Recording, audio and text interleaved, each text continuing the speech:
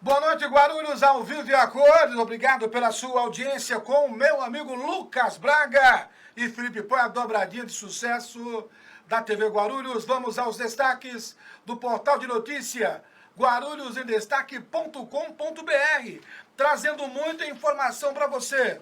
Número de mortes do coronavírus em Guarulhos sobe. Rodovias reforçam mensagem para evitar viagens no feriado de Tiradentes.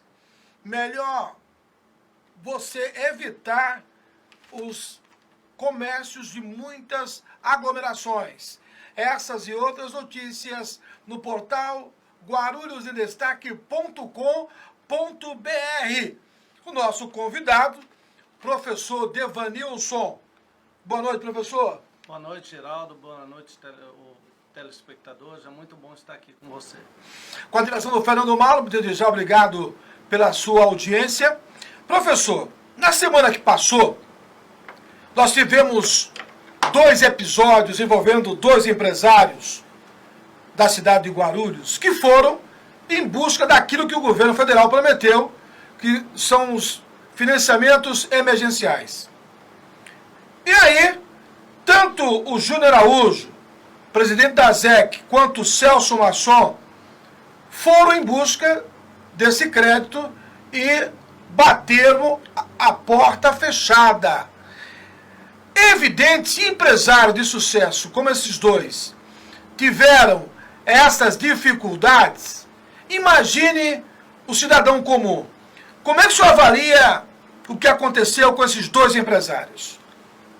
Geraldo, o primeiro aspecto que é importante frisar é que isto é recorrente, né? Muitas vezes são colocadas linhas de crédito, linhas de financiamento, e há uma grande divulgação dessas linhas. Todavia, né, quando o tomador, o necessitado, vai fazer uso, ele esbarra em vários aspectos, né, que o impedem de ter aquele recurso. Nesses casos específicos, né, o Celso Masson, ele ia acionar uma linha que é de São Paulo, da Desenvolve SP. E o grau de exigência, né, o grau de burocracia, o impede de conseguir, né? Dada essa crise, acabou a liquidez, era necessário obter recursos para saldar pagamentos dos funcionários. Então, eu fiz uma cartilha, né, junto com a equipe técnica do Conselho de Desenvolvimento, nós fizemos um apanhado das melhores opções e divulgamos. Só que no momento que esses empresários tentam tomar esse empréstimo, tentam tomar esse crédito, eles são, né, praticamente impedidos. Não só por questões de uma ampla documentação, os requisitos que são colocados também, o número de certidões, que são agravados quando o país está praticamente parado, Geraldo.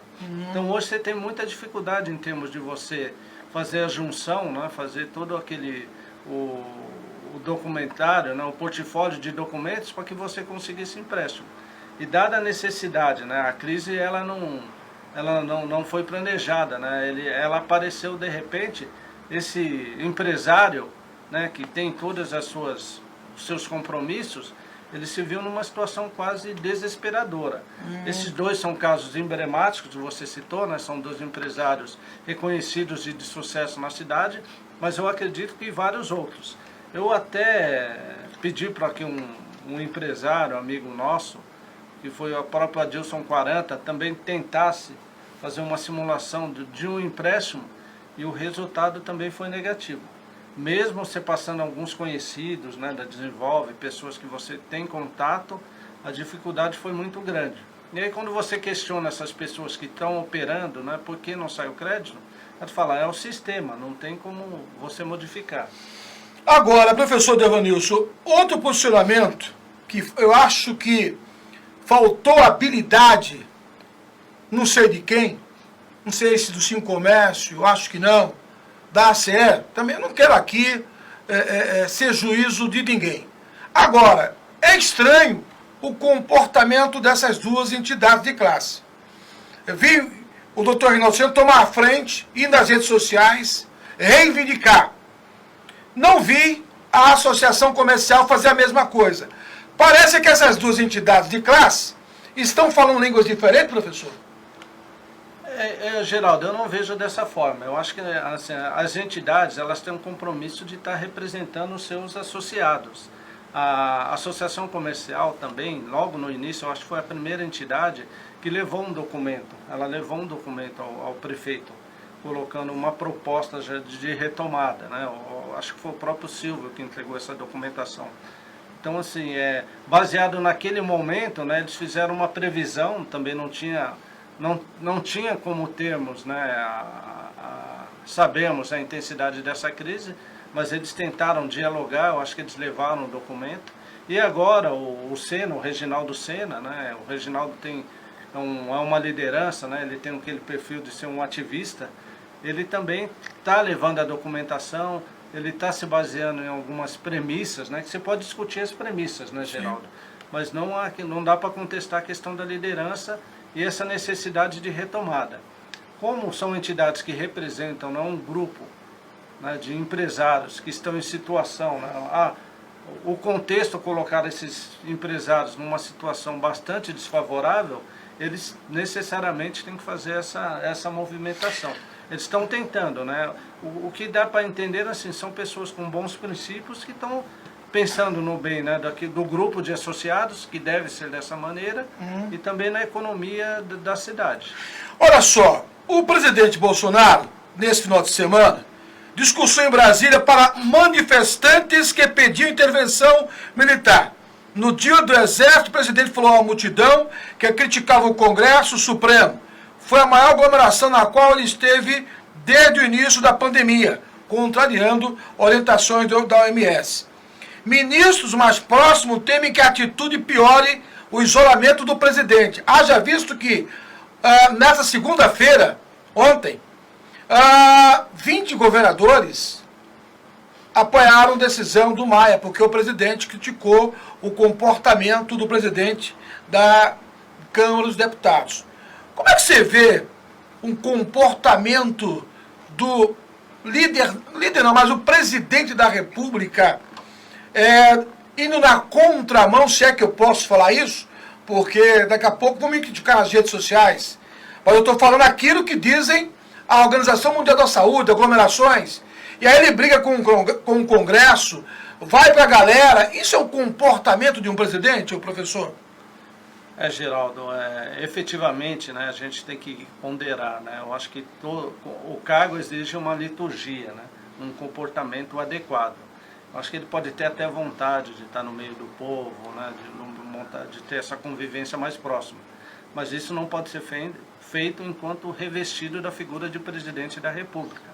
Ele tem essa responsabilidade. Até o próprio ato, sem você ter um conhecimento, né, nós que trabalhamos aí no meio político, nós sabemos que tem que ter um cuidado, tem que ter uma assessoria. Para você aparecer em algum evento, você precisa saber qual é o evento. Para você tirar uma foto com uma pessoa, você precisa saber quem é aquela pessoa. Então o presidente precisa respeitar a assessoria, né, isso é importante. Ele precisa dialogar, ele precisa ser mais humilde nesse aspecto, né, de você saber do que se trata, saber qual vai ser a repercussão do seu ato. Eu, sinceramente, eu me decepcionei com essa atitude. Ainda mais que, né, o contexto, né, daquele grupo lá era um contexto bastante radical, que não cabe ao presidente nesse momento estar participando.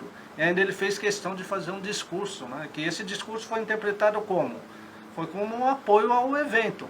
Agora ele pode voltar atrás e falar, não, eu não estava apoiando o evento. Mas é importante saber o simbolismo. Ele não é o Jair Bolsonaro, ele é o presidente do Brasil. Eu acho que esse aspecto tem que ser levado em consideração.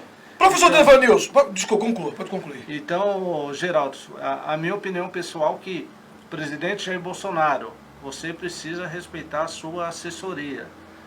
Tudo bem que você tem divergências quanto ao sistema, né, de divisão, como era feito em relação aos partidos, mas isso não se faz com que você se afaste de todo o processo, todo o componente, tanto a ambientação política.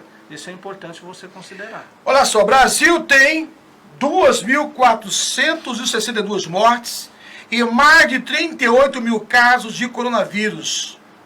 São Paulo, estado de São Paulo, passa de 1.000 mortes.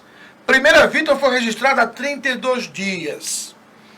E você acompanhou nessa segunda-feira a entrevista do prefeito Guti na rádio Band News ao jornalista da Atena, Luiz da Atena.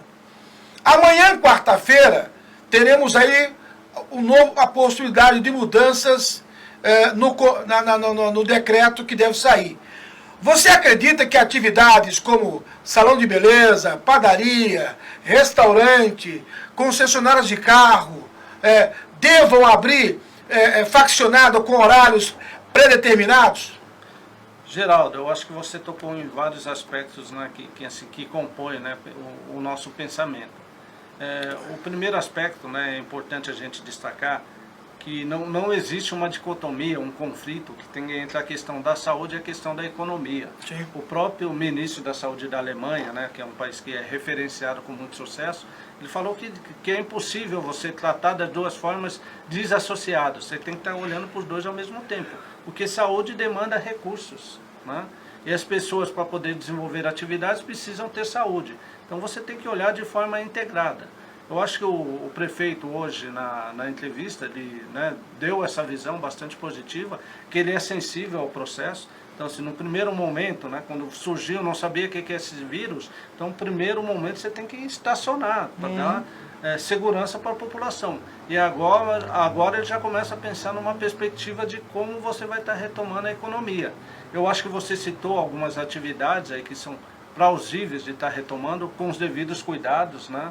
O Conselho de Desenvolvimento vem discutindo essa forma, algumas atividades que podem retomar com o menor risco possível. Isso é importante, né? Então é uma preocupação muito forte, né? O vice-prefeito Alexandre Zeituni, nosso amigo também, ele vem batendo muito nesse aspecto, né? Que é preciso você mitigar os riscos, mas que você também tem que retomar a atividade, porque é essencial para que as pessoas consigam colocar o alimento nas suas casas. Né, é uma questão dramática, mas você tem que conciliar da melhor forma possível. Um ponto importante não vai voltar rapidamente ao que era antes. Sim. Mas você tem que mitigar os efeitos dessa terrível crise que é mundial. Se você for analisar, Geraldo, nos próprios Estados Unidos, você colocou alguns números aqui, né, do Brasil, mas os números americanos são infinitamente superiores. Lá você tem mais de 800 mil pessoas, né, com contágio. Nova York se tornou... 40 mil nos Estados Unidos. 40 mil mortos. 40 mil mortos. 750 mil infectados. Nova York é o epicentro dessa crise. Morrendo gente, o sistema lá já está em colapso, o sistema público... Não é nem o sistema público de saúde, que eles não têm o SUS, né? O sistema de saúde lá está em colapso, eles estão com muita dificuldade. Isso nós estamos falando do país mais rico. E que agora, né, eles já tem uma pressão também, o presidente Trump já tem uma pressão de alguns estados para a retomada da economia. Porque a questão do vírus, ele não vem para todos os lugares da mesma forma. E é importante a gente entender também, Geraldo, esse é um ponto que a gente precisa, você como grande comunicador da cidade, você precisa enfatizar bastante, é que nós estamos, infelizmente, no epicentro do contágio. Sim. O estado de São Paulo... né? E aí, quando a gente analisa a cidade de Guarulhos, ela é conurbada com a cidade de São Paulo, você tem muitos casos. Estava olhando, Geraldo, só um dado rapidamente aqui, as cidades, os bairros limítrofes com Guarulhos, da Zona Leste. Você tem um número muito grande já de mortes. Penha tem bastante morte. Sim. São Miguel Paulista tem bastante morte. Jaçanã já tem morte. Então é uma situação crítica, né? Nós estamos envoltos, né? E o contágio não respeita a limitação administrativa, né? Verdade. Esse é um ponto importante. A medida provisória do emprego perdeu efeito ontem, segunda-feira. Sem consenso de votação de medida que extingue o DPVAT, também perdeu efeito na segunda-feira. Inclusive, existe a possibilidade de uma reedição dessas duas medidas. Essa briga do Congresso, quem está perdendo é a população. Porque essa medida provisória do contrato verde e amarelo é uma motivação para o primeiro emprego. A extinção do DPVAT também ia beneficiar o consumidor. Aí, voltando àquela pergunta que eu fiz para você no início do programa, o que o presidente da República vai fazer pleno domingo, no dia do Exército, Aí é um confronto desnecessário. Acabou a campanha. Você concorda que acabou a campanha? Concordo. Eu acho que assim, é um momento de crise. O foco tem que ser nesse aspecto, né? De como você mitigar os efeitos sobre a população. O inimigo nosso é o vírus. Sim. Né? O inimigo tem nome, tem sobrenome, né? Coronavírus, Covid-19. Então tem que ter um foco. Inclusive também, né, Geraldo, é importante fazer também uma crítica. Também a questão do parlamento, né? Principalmente Câmara de Deputados. O senhor Rodrigo Maia, ele saber que nós não estamos no parlamentarismo, nem parlamentarismo branco, né? Ele tem que saber o papel dele e ele ajudar o país nesse momento, porque tem vários projetos que deveriam ser apreciados, até para a gente pensar, no momento que o país estiver saindo da crise, estão parados. Então ele gosta muito, né, de dar entrevista, gosta muito de aparecer na Rede Globo, gosta muito de estimular o conflito com o Bolsonaro. Então é importante também que a população comece a cobrar o senhor Rodrigo Maia. E o Davi Alcolumbre vai no mesmo caminho. Então, assim, o parlamento ele precisa ajudar também a nossa federação. A Alemanha começa a reabrir o comércio e Nova Zelândia mantém restrições. Então você percebe que países do primeiro mundo começam a fazer a reabertura do comércio. Florianópolis abriu nessa segunda-feira parte do comércio, né? Algumas cidades também do estado de São Paulo começaram a fazer a mesma coisa. É evidente que desde que tenham restrições, né, eu acho que o shopping hoje não precisa ser reaberto, não tem necessidade nenhuma de abrir shopping, porque tudo que tem no shopping você encontra nas ruas. Isso aí é fato.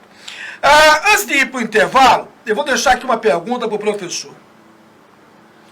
Em ano de campanha, é comum você ver aspirante a alguma coisa usar as redes sociais para falar mal de alguém. Eu acho de uma incompetência, de uma brutalidade tamanha, uma falta de assessoria tamanha. Então, eu acho que a rede social muitas vezes se torna terra de ninguém. Mas você que critica alguém, fique ciente que aonde você fez a crítica, fica registrado. E hoje a Polícia Federal, os órgãos que ficam fiscalizando as redes sociais, elas podem monitorar você tranquilamente. Se o governo do estado de São Paulo, Lucas Braga, está monitorando todo mundo, através das operadoras, imagine monitorar você que faz um comentário denegrindo a imagem de uma pessoa. Seja quem for. Eu acho de uma incapacidade muito grande usar a rede social para denegrir a imagem de uma outra pessoa. Eu volto em 2 minutos. Grupo Lumar. Soluções integradas na prestação de serviços especializados. Tradição e tecnologia em segurança e terceirização. Portaria, controle de acesso, manutenção predial, limpeza e conservação. Vigilância patrimonial, escolta armada, segurança pessoal, facilities de recepção, qualidade, credibilidade e transparência a serviço de você e da sua empresa. Entre em contato e solicite uma cotação. Acesse grupolumar.com.br. Encontrar By Hawk, a loja da moda masculina, aberta de segunda a sábado, sempre com as melhores ofertas. Venha conhecer By Hawk. Aceita cartões de crédito. By Hawk, a sua loja da moda masculina em Guarulhos. As melhores condições. Venha conhecer a By Hawk. Com 11 anos, meu passatempo favorito era brincar na rua de casa. Toda a vizinhança sabia quem eu era. O que ninguém sabia era que eu ficava até tarde na rua porque eu não queria voltar pra casa. Eu tinha medo de ficar sozinho com ele. Se eu entrasse no quarto, eu sabia que eu não podia mais sair.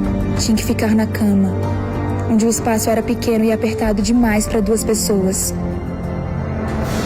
Onde o escuro dava medo. Onde o abuso me sufocava. A violência sexual que aconteceu com a Bruna acontece todos os dias, marcando crianças e adolescentes pelo resto da vida. Uma vida livre de abusos. Isso são direitos humanos. Denuncie. Não silencie. Direitos humanos são para todos. Disque 100. Ministério dos Direitos Humanos, Governo Federal.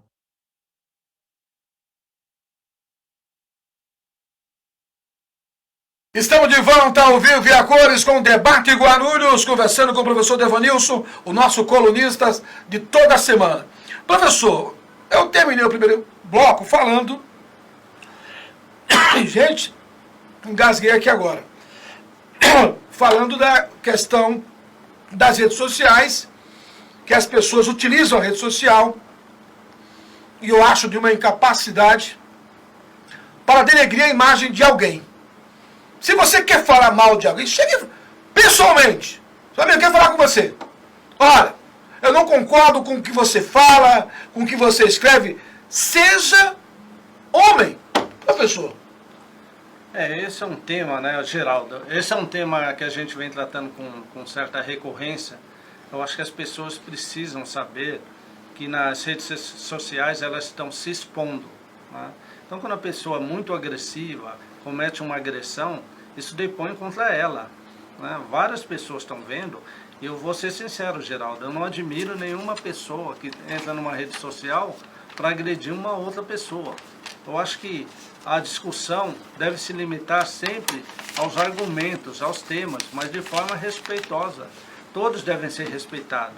Eu fico indignado quando eu vejo uma liderança política ser tratada de forma pejorativa, com palavrões. São líderes, merecem respeito.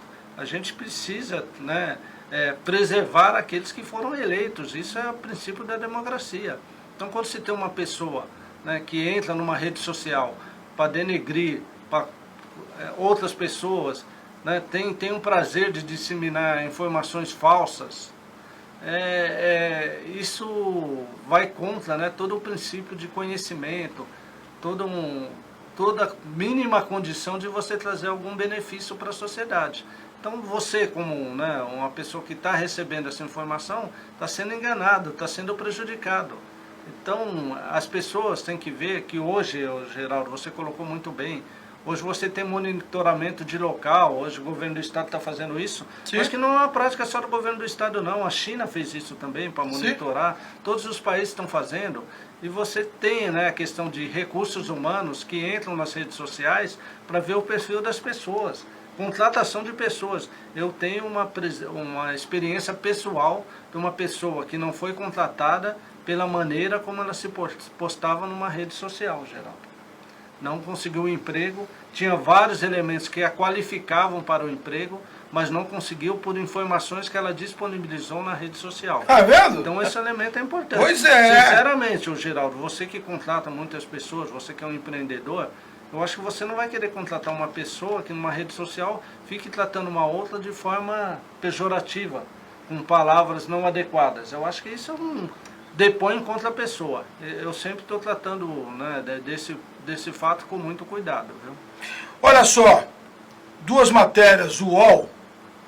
Procuradoria-Geral da República pede que Supremo Tribunal Federal investigue atos pró-golpe, mas não cita Bolsonaro. O presidente do Supremo Tribunal Federal suspende liminar que permitia moratória de ICMS por coronavírus. Ou seja, aquela coisa de o Estado não repassar o ICMS para os municípios. É que isso ia fazer uma grande diferença, né, professor? Não, sem dúvida. Né? A questão da arrecadação do ICMS, que é o IVA, né, que sai daqui do município, sim, né? Sim. É uma receita bastante considerável. Né? Eu acho que Guarulhos está em torno de 25%, né, de orçamento que vem dessas receitas.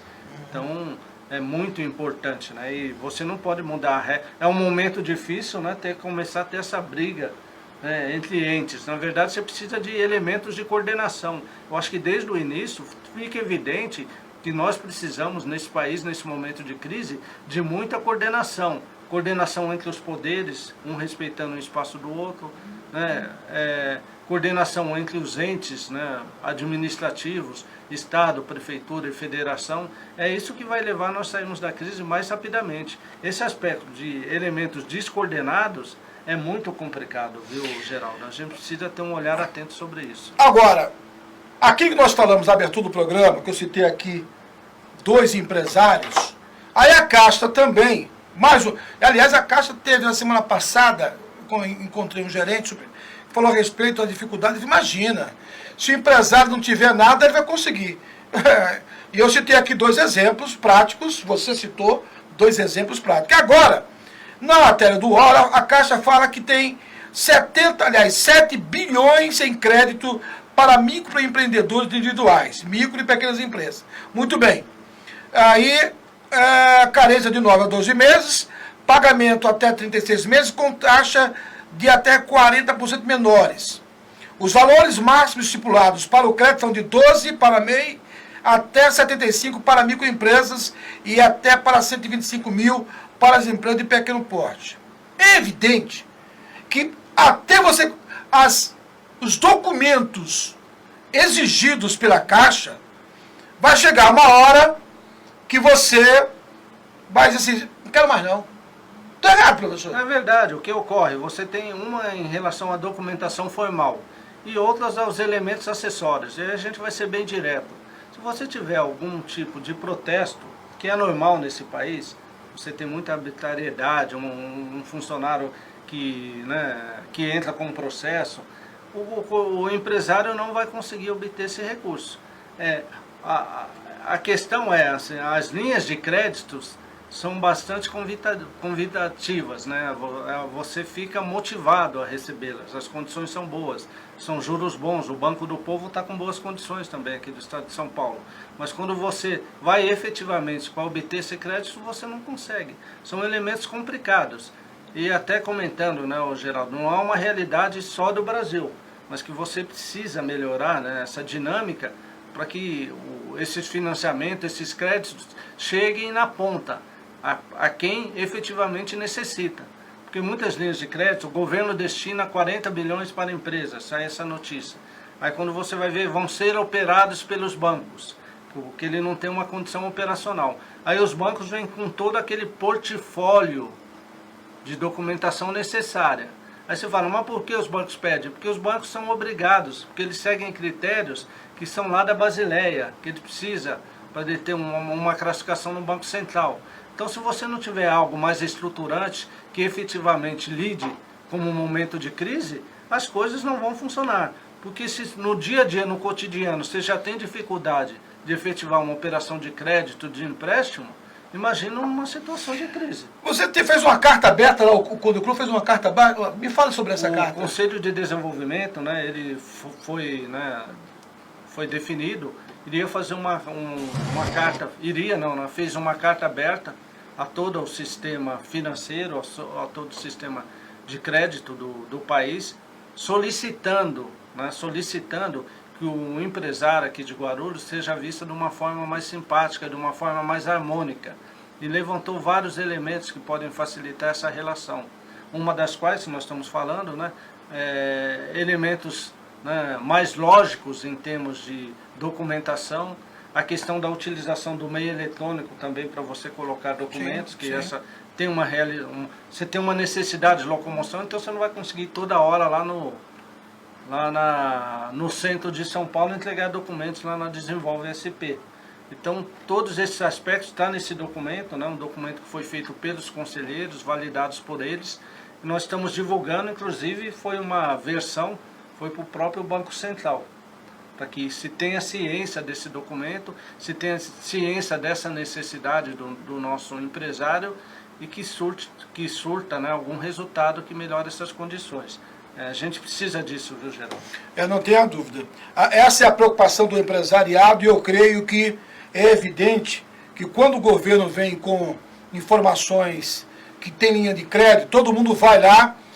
No Banco do Povo do Estado de São Paulo, também a mesma rigorosidade. Estive conversando com o presidente de Comércio, o doutor Reginaldo Sena, e ele tem a mesma opinião minha. Uma coisa é você divulgar nas redes sociais, nos órgãos de imprensa, olha, tem uma linha de crédito lá. Outra coisa é você conseguir, viu, Lucas Braga? Aliás, eu quero aqui agradecer ao vivo e a cores, meu amigo, meu irmão Lucas Braga, a atenção desse profissional com esse jornalista. Vida longa para você, que Deus abençoe a sua família. Você é brother, meu irmão. Então, eu quero deixar aqui claro quando você lê uma matéria, professor, aqui tem financiamento, olha, não é na mesma velocidade. Para ficar registrado que a única coisa que foi veloz foram os R$600, Foi. né? Mas no primeiro momento você tem que fazer, né, o Geraldo? Foi rápido, dadas as condições também, são condições de fome, de alimentos, né? Mas que você teve também, aí que é a questão da lógica, do aprendizado. No primeiro momento eles estavam exigindo a questão do CPF, né, regularidade. Depois quando eles viram, né, que até isso estava difícil, eles afrouxaram, né, a dinâmica de como você conseguir regularizar o CPF.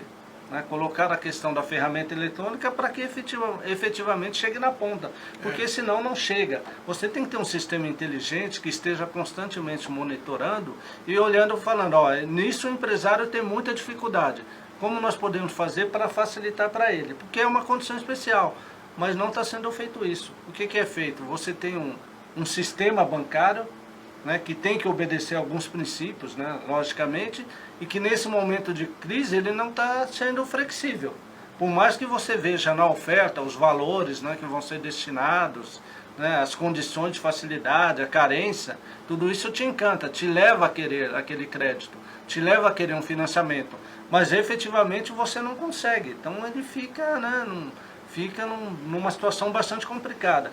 Eu, Geraldo, com a minha experiência com pequenas empresas inovadoras, né, a gente sempre trabalhou nessa perspectiva de estar ajudando por meio de créditos essas empresas.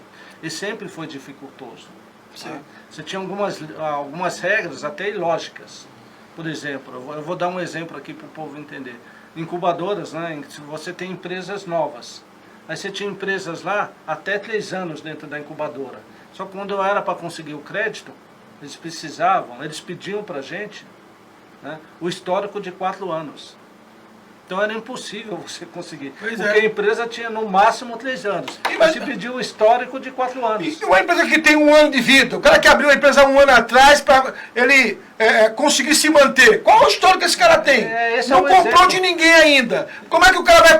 O cara que tem uma MEI, ele vai comprar aquilo que é suficiente para a manutenção da sua empresa. Caso contrário, ele não vai fazer. E o banco, ele ensinou você a fazer dívida. E aí, Geraldo, tem outro aspecto também que é importante, a gente vem comentando, até que é o famoso score que se tem, né? É absurdo.